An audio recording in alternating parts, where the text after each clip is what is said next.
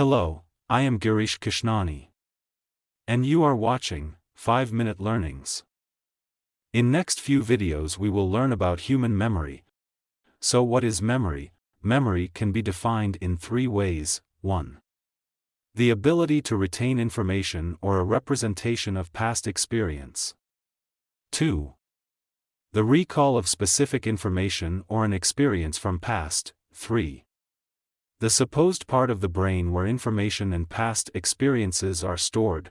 Memory refers to the psychological processes of acquiring, storing, retaining, and later retrieving information.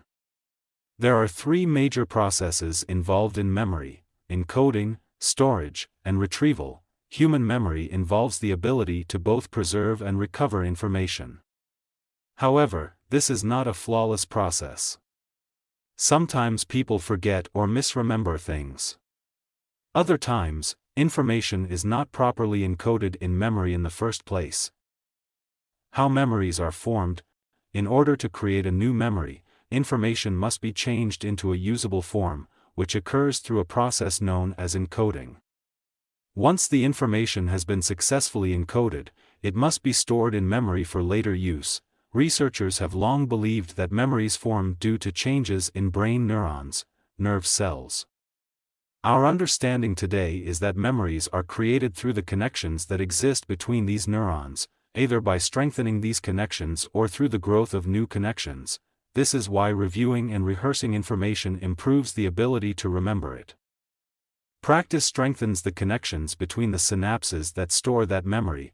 Much of our stored memory lies outside of our awareness most of the time, except when we actually need to use it.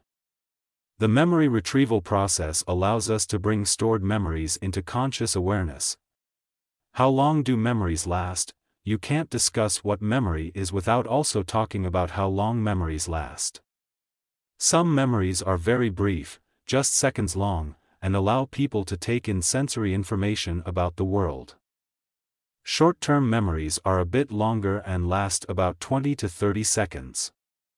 These memories mostly consist of the information people are currently focusing on and thinking about.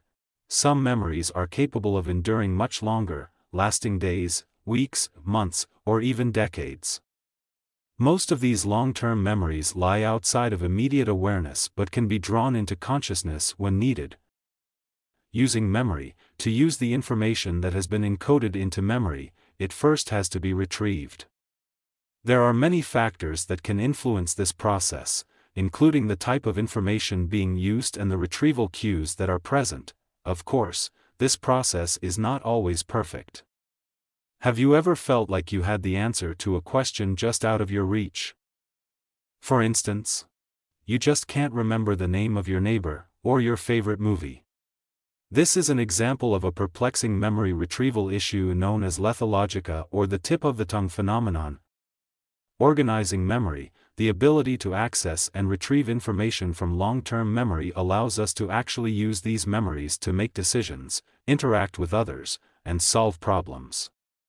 But in order to be retrievable, memories have to be organized in some way. One way of thinking about memory organization is the semantic network model.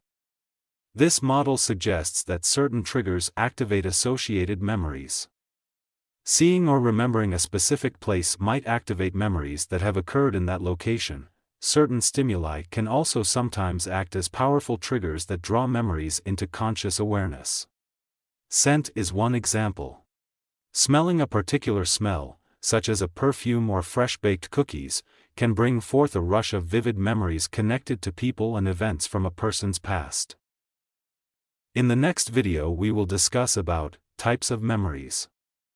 Hope you found this video useful. If you liked it, give me a thumbs up, and subscribe to my channel, 5-Minute Learnings. And do remember to hit the bell icon, to get notified of the new videos. Thanks for watching.